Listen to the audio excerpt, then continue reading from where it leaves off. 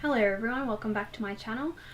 I would like to finish off the year by doing some faves and fails of 2018. So some hero products of mine and some absolute fucking shit, basically, that I wish I could get my money back for. And also maybe talking a little bit about my goals for my channel and for my progression of my makeup skills, that sort of stuff. But okay, so let's start with the faves and fails. I'm going to just bring out thing by thing and then do them together, so like my fave foundation and my worst one at the same time. So let's get straight to that. So the absolute worst one that I've hated, like I didn't really get it till this year, so I guess it counts. I'm not sure if this is an earlier one, but the Fenty foundation, absolutely, like I know a lot of people love it, so I know it's not necessarily a bad foundation, but for me it really was. It was horribly dry, it oxidized, it was just, it looked absolute crap on my skin. I looked scaly and disgusting and then somehow oily at the same time. Like, it was just horrible. Don't recommend for dry skin. Now I've got to try and give this one away, so in the giveaway pile that goes, because I don't need it to bring it into my new year. Now for some of the better ones, so for a full coverage foundation, I think I've already talked about this before, but the Marc Jacobs Remarkable, it's so good, so full coverage, amazing. But one that I've kind of really enjoyed for an everyday wear, sorry I forgot to put it in my box, but the Peach Perfect by Too Faced is really nice just for an everyday. It's more of a medium coverage foundation, I'd say. Like, you can see a bit more of the skin, and I think it looks really pretty for everyday wear without you looking like, you know, you've got heaps of makeup on, which is basically what I'm wearing now. Moving on to concealer. So the worst one that I've tried is the Tarte Creaseless. Rubbish. It's just absolutely rubbish. It just like I have so many white lines, it moves, it doesn't completely set in my opinion. Just no good, in the bin. But a better one that I've really liked, well rather two, is the Born This Way concealer. Really loved it. It's quite good. Like, you know, I'm not sure if it's the most amazing thing I've ever tried. Like, I'm probably going to continue to try new stuff in the new year, but it's been one of the better ones that I've used this year, as well as hold on a second, as well as this, the Born This Way Multi Sculpting Concealer is actually really good, and I hope to get it in a lighter color. Currently this one's too light, sorry, too dark for my skin to actually work as an under eye one, but it's actually really good for concealing like spots or any irritation that I have on my face, so that way I can put on just a little bit of this and then the lighter foundation, so I'm not wearing as much makeup in totality. So it's been really good to use for more of an everyday use, so that's been really good.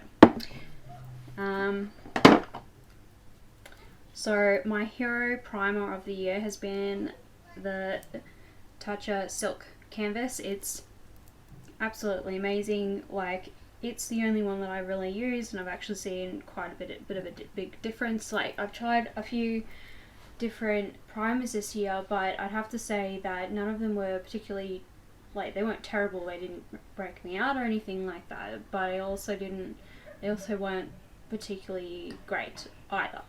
So there's that. So for as far as like setting spray as well, the Urban Decay All Nighter has been the best if you want to go out. It's basically like glue for your face.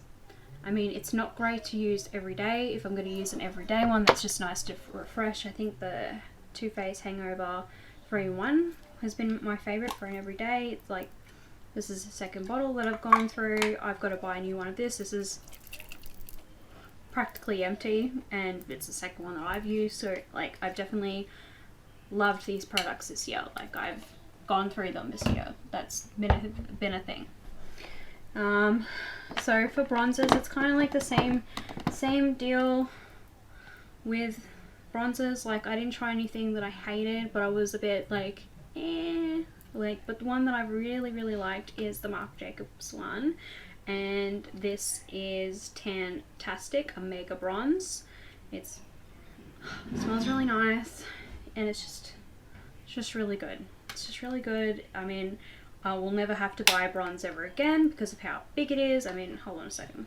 Take a second to look at this when I could, like, that's massive. Like, I'm not gonna run out of bronzer any time soon. So moving on to, I guess, let's do mascaras. So the Tarte Lights Camera Lashes, I really love them. I have two that I kind of use, and they've been really good, and I find that they're lasting really long, and as far as I'm not feeling like I need to replace them, like, because they feel expired. Whereas, like, I really like the Benefit Roller Lash, and now I'm only going to buy them in sample sizes because I felt like it did go off quite quickly, if that makes sense. Now, my worst mascara, now I don't have it on me because I threw it in the bin, was the Better Than Sex mascara. It gives me absolutely terrible eye irritation. It's like, it just flakes and flakes, and it was like my eyes were redder than the devil's balls. It was just horrible. I don't care how good it looks. It was, as far as the feel, no. Chuck it in the bin, and it did. It went in the bin. So for as far as blushes, I think the worst one that I used, which really surprised me because everyone kind of raves about this, is this Tarte one. It's kind of weird. It kind of hard panned. Like, I did give it a good try because I was kind of reluctant to buy more blushes. But it's also quite patchy and comes on really strong and then doesn't blend out very well. So I just found it a little bit difficult to use, and for the application to look quite good. But for ones that I did really like, there's a few. Like, as far as the palette goes, I thought this was fantastic. Like, I love it. The NARS one, it is so good. Like, I was umming and ahhing. I think I saw the Andy haul, like, whatever. I was like umming and ahhing about it, but it's so nice. Like, I never thought that I would really like anything that kind of had a bit of a sheen, but, like, you know, it's not, if you can see the texture, it's not shiny like highlighter, but just gives a little bit of a glow, like I'm wearing it at the moment, and it kind of blends in a lot really nicely with a highlighter as well. It's not like stripe and then thing, it just looks really good. My two other favorite highlighters, like, you know, it's really hard because, you know, you can get really different colors, but see this Too Faced one in Blinded by the Light, the Love Light one, it's like, I love it. It's my favorite light gold. And I've absolutely, as you can see, I've just, like, it's also coming out. Yeah, I have loved it to pieces, and probably want to pick up another one, you know, just because that one's beat. A favorite light pink one is the Ofra Pillow Talk. It's beautiful. It is blinding. Like, I love a lot of the Ofra ones, but I feel like this one is my favorite. This one here is my absolute favorite out of all of theirs. So, for as far as the worst one that I ever had, like, I got really excited about the Kat Von D 10-year collection, and I got the highlighter because it looked amazing, absolutely amazing, but it is the worst fucking highlighter I've ever bought. And I refuse to use it. It is just, I don't know if you can, hold on, I don't know if you can see that, it is just straight glitter. I mean, I'm sure I probably could make use of it as an eyeshadow, but it's just, nope, it's not, no good for me. So moving on to lipsticks, and I thought, like, for as far as cream lipsticks, I have absolutely loved the ColourPop ones that I got from my Disney collection. Now, these two colors here, the Belle and the Ariel, they're like my perfect everyday. Like, I've already used them quite a bit, considering I've only, you know, I haven't really owned them that long, but they're perfect. They're amazing. They wear quite well for a cream lipstick, that is. I just love the colors, and I'm kind of like, I want to buy more. I never want to run out because I love the colors. As far as liquid lipsticks, like I really loved, of course, Jeffree Star, and my favorite shades were Rose Madder, love it, love it, love it, love it. Dull Parts for a more mauvey purple kind of thing, and then Red Rum. Just beautiful, long lasting, beautiful color, comfortable. Now, the other thing is too, like before this whole Kat Von D debacle, I did buy 2 of her lipsticks because everyone raved about them, and I got the 2 colors that I thought were the most wearable and most raved about. I got the Lolitas, and these were the worst liquid mattes that I tried this year. They're absolutely horrible. They don't wear very well. They're like, I was like constantly reapplying them. They just weren't what I expect for the kind of money, and they weren't, you know, as long wearing for what I expect out of a, you know, a liquid lipstick. You know, I've got quite a large collection of Jeffree Star and Lime Crime, and those are hands down better. And you know, every time people talk about, you know, basically liquid lips, it's always the battle of those 3 brands that I feel, and they just shit all over Kat Von D. Like, yeah, I was really disappointed, and I won't be buying more regardless of the drama. They were shit, so I won't be buying them on that reason alone. So another little thing that I thought had honorable mention, like surprisingly I use this palette for my eyebrow color, it's the Sangria. Like, so I really liked this palette. I've been using it a lot because it's a perfect eyebrow shade for me to match my red hair. So moving on to favorite powder, I've really liked the RMCA No Color powder. It's been really good. You know, I've got heaps left, and I don't know if I feel like trying anything new on the new year, but you know, there's that. So best and worst palettes, it's what everyone kind of wants to see. So the worst palettes, this is the worst one that I have. It is horrible, and I'm literally gonna declutter it right now. It was just no pigment. It was horrible. Like, I got it a bit later, and it was just shit. It was absolute worst, and it put me off trying Too Faced eyeshadows. Basically, it was that bad, and I did not buy any Too Faced stuff until I got the Just Peachy again afterwards, because I was like, traumatized me. It was like, no, shit. And then this one here, like, I seen on Tati's channel, and I saw her kind of sneak peek, and she said she was going to look into it, and I was like, looks amazing. And then when it come into Sephora AU, like, on the website, it looks so much more pigmented and like different. It just looked completely different on like the stock photos. And then when I saw it and saw it was this, I hate it.